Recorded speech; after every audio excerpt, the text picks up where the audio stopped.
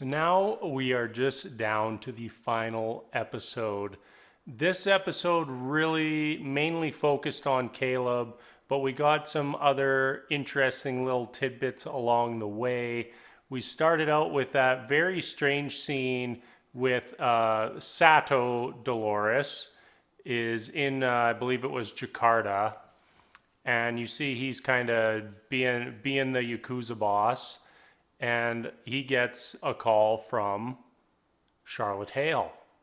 Now, it was a little up in the air at the end of the last episode, just exactly what happened with Charlotte.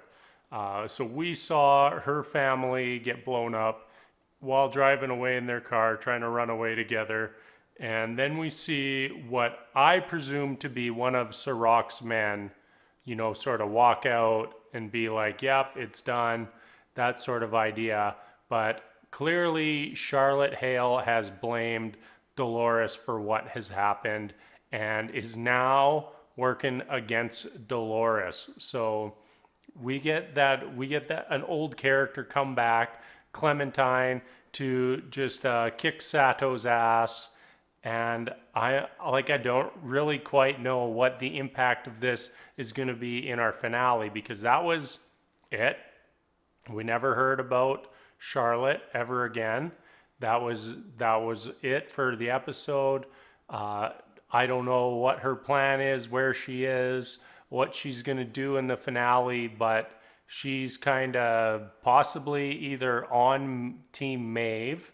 That wasn't totally clear because I assumed Clementine was one of the host that was potentially going to help Maeve. So not totally sure on that, but Charlotte is definitely out for some revenge and is definitely going to play a factor in the finale. Really, she probably had the best story, the best character transformation over the entire season, and it would really be a shame if she wasn't a factor in how things all played out at the very end.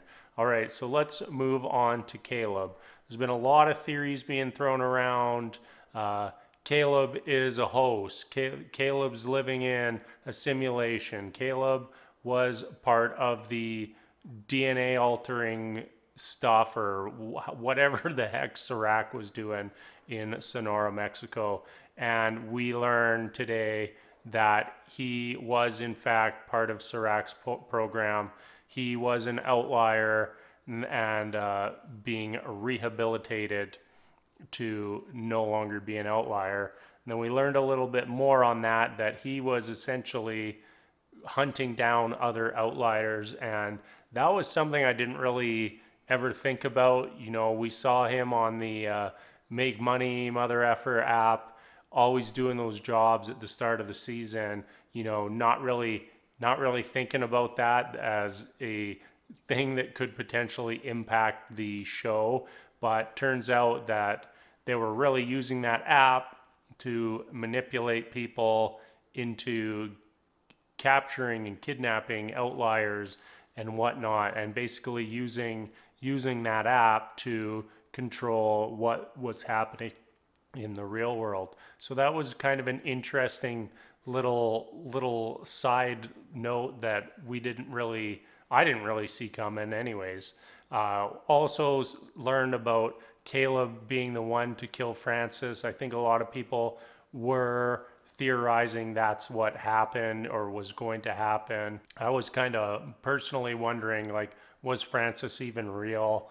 Because I was kind of leaning towards that Caleb was part of the rehabilitation program that Serac was doing. So that was kind of interesting to see that all play out. Basically, they're both offered money to kill each other, and before Francis can kill Caleb, Caleb kills Francis, and then Caleb just turns around and shoots the guy that they were kidnapping. So that was kind of interesting. And then of course we end basically with Caleb getting all his memories back, or a bunch of his memories back, and really being set on this sort of new path as the human who's going to destroy humanity just like Dolores wanted. So definitely going to be a wild finale next week. I have no clue how everything's going to play out. We still don't even know if Serac is a real person.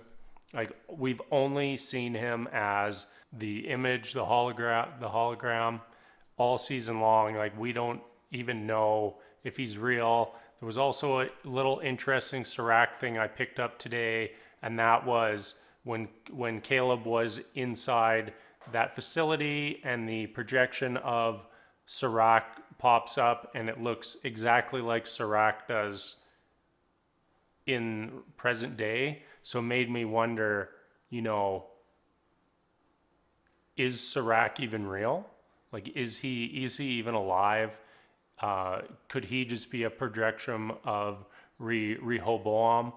That would be kind of interesting. That the simulation was really the driving factor in everything that was going on.